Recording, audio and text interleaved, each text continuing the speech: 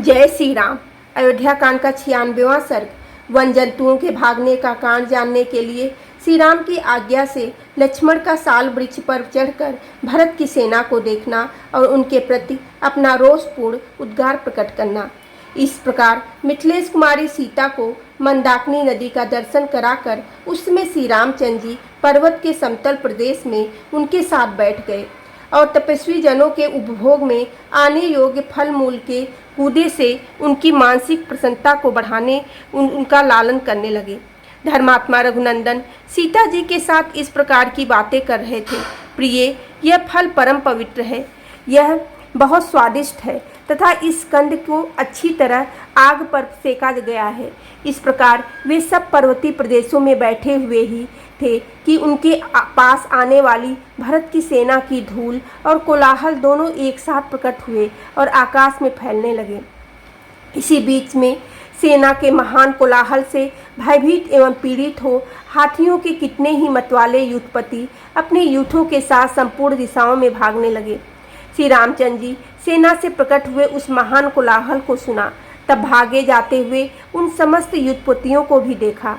उन भागे हुए हाथियों को देखकर और उस महाभयंकर शब्द को सुनकर श्री रामचंद्र जी उद्दीप्त तेज वाले सुमित्रा कुमार लक्ष्मण से बोले, लक्ष्मण, इस जगत में तुमसे ही माता सुमित्रा श्रेष्ठ पुत्र वाली हुई हैं।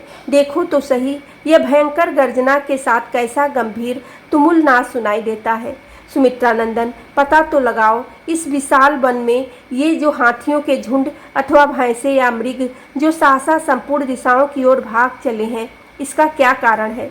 इन्हें सिंहों ने तो नहीं डरा दिया है, अथवा कोई राजा या राजकुमार इस वन में आकर शिकार तो नहीं खेल रहा है, या दूसरा कोई हिंसक जंतु तो नहीं प्रकट हो गया? लक्ष्मण, इस पर्वत पर अपरिचित पक्षियों का आना जाना भी अत्यंत कठिन है, फिर यहाँ किसी हिंसक जंतु या राजा का आक्रमण कैसे संभव है? अतः इन सारी बातों की ठीक ठाक जानकारी प्राप्त करो। भगवान श्री राम की आज्ञा पाकर लक्ष्मण तुरंत ही फूलों से भरे हुए एक साल वृक्ष पर चढ़ गए। संपूर्ण दिशाओं की ओर देखते हुए उन्हें पूर्व दिशा की ओर दृष्टिपात किया। तत्पश्चात उत्तर की ओर मुख करके देखने पर उन्हें एक विशाल सेना दिखाई दी, जो हाथी, घोड़े और रथों से परिपूर्ण तथा प्रयत्नशील पैदल सैनिकों से संयुक्त थी। घोड़ों और रथों से भरी हुई तथा रथ की ध्वजा से विभूषित उस सेना की सूचना उन्होंने श्री रामचंद्र जी को दी और यह बात कही, आर्य, अब आप आग बुझा दें, अन्यथा धुआं देखकर यह सेना यहीं चली आएगी। देवी सीता गुफा में जा बैठें, आप अपने धनुष पर प्रत्यंचा चढ़ा लें और बाण तथा कवच धारण कर लें। यह सुनकर पुरुष सिंह श्री राम ने लक्ष्मण से कहा, प्रिय सुमित्रा कुमार, अच्छी तरह देखो तो सही, तुम्हारी समझ में यह किसी की सेना हो सकती है? श्री राम के ऐसा कहने पर लक्ष्मण रोष से प्रज्वलित हुए अग्निदेव की भांति उस सेना की ओर इस तरह देखने लगे मानो उसे जलाकर भस्म कर देना चाहते हों, और इस प्रकार बोले, भैया, निश्चय ही यह कैकेयी का पुत्र भरत ही है, जो अयोध्या में अभिषिक्त होकर अपने राज्य को निष्कंटक बनाने की इच्छा से हम दोनों को मार डालने के लिए यहाँ आ रहा है। सामने की ओर यह तो बहुत बड़ा शोभा संपन्न वृक्ष दिखाई देता है। उसके समीप जो रथ है उस पर उज्जवल तने से युक्त कोवीदार वृक्ष से चिन्हित ध्वजा शोभा पा रहा है। ये घुड़सवार सैनिक इच्छानुसार शीघ्रगामी घोड़ों पर आरूढ़ हो इधर ही आ रहे हैं, और ये हाथी सवार भी बड़े हर्ष से हाथियों पर चढ़कर आते हुए प्रकाशित हो रहे हैं। वीर, हम दोनों को धनुष लेकर पर्वत की शिखा पर चलना चाहिए, अथवा कवच बांध कर अस्त्र शस्त्र धारण किए ही यहीं डटे रहना चाहिए।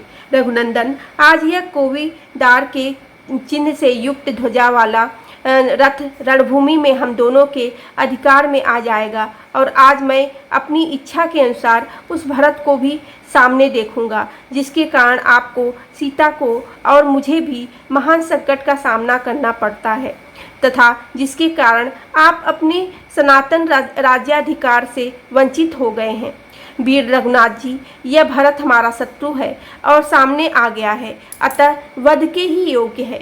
भरत का वध करने से मुझे कोई दोष नहीं दिखाई देता। रघुनंदन, जो पहले का अपकारी रहा हो उसको मारकर कोई अधर्म का भागी नहीं होता। भरत ने पहले हम लोगों का अपकार किया, अतः उसे मारने में नहीं, मारने में नहीं, जीवित छोड़ देने में ही अधर्म है। इस भरत के मारे जाने पर आप समस्त वसुधा का शासन करें। जैसे हाथी किसी वृक्ष को तोड़ डालता है, उसी प्रकार राज्य का लोभ करने वाली कैकेयी आज अत्यंत दुख से आर्त हो इसे मेरे द्वारा युद्ध में मारा गया देखें। मैं कैकेयी का भी उसके सगे संबंधियों तथा बंधु बांधवों सहित वध कर डालूंगा। आज यह पृथ्वी कैकेयी रूप महान पाप से मुक्त हो जाए। मानद, आज मैं अपने रोके हुए क्रोध और तिरस्कार को शत्रु की सेना पर उसी प्रकार छोड़ूंगा जैसे सूखे घास फूस के ढेर में आग लगा दी जाए। अपने तीखे बाणों से शत्रुओं के शरीरों के टुकड़े टुकड़े करके मैं अभी चित्रकूट के इस वन को रक्त से सींच दूंगा। मेरे बाणों से विदीर्ण हुए हृदय वाले हाथियों और घोड़ों को तथा मेरे हाथ से मारे गए धनुषों मनुष्यों को भी गीदड़ आदि मांसपक्षी जंतु इधर उधर घसीटे।